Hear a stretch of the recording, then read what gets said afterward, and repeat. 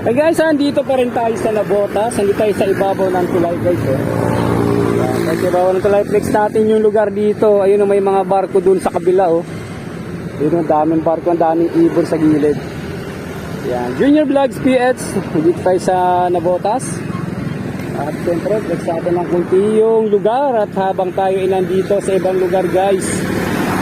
Yan. Basta ride safe lang tayo. Meron tayong lakwatsa ngayong araw.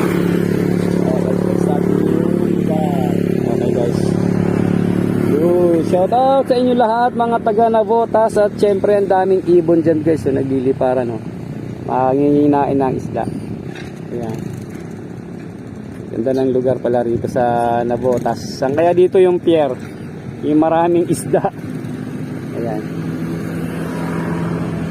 Ganda. Okay, let's go. Let's go.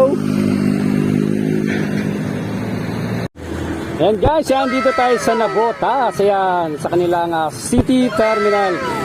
Yan, galing tayo ng Casa Dea Resort at hinatid natin yung ating boss.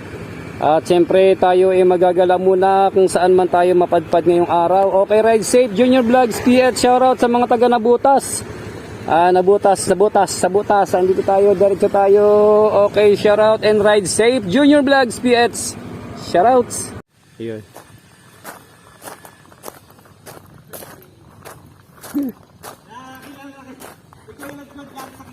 Yun. Shoutout nga pala dito kay brother. Yan. Sa Malbar nung nag clean up drive tayo doon. Ayun. Naiisip ko, parang familiar na sa akin. Naalala ko isang vlog mo pa kinuha ni Boss Amo. Oo nga eh. Di ba? Ayun. Oo. Ano mo? Ayun. Yung vlog mo no, nagulat ako pares kay Boss Amo. Okay, flex pa natin yung kabuuan ng Casa Dea guys. Dito pa lang to sa may lobby. Siguro yung kanilang pool nandun sa loob. Ayan, nandun sa loob ng kanila. Ayan.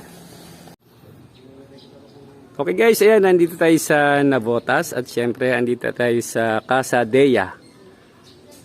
Casa Dea Resort ba to? Ayan, hinatid natin yung ating Junakis kasi meron silang event dito guys. Ayan, papasok na tayo dito. Ayan, pasok tayo sa kanilang venue. Ayun.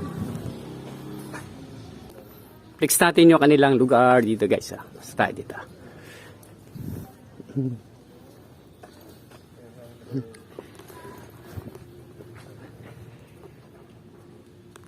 Ganda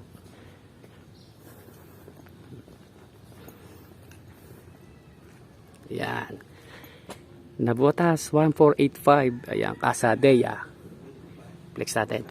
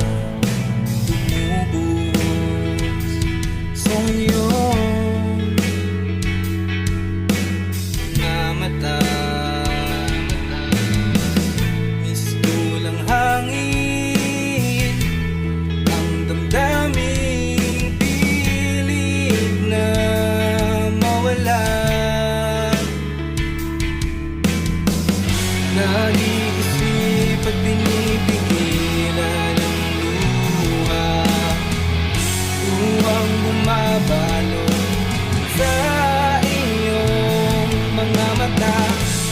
Gusto mo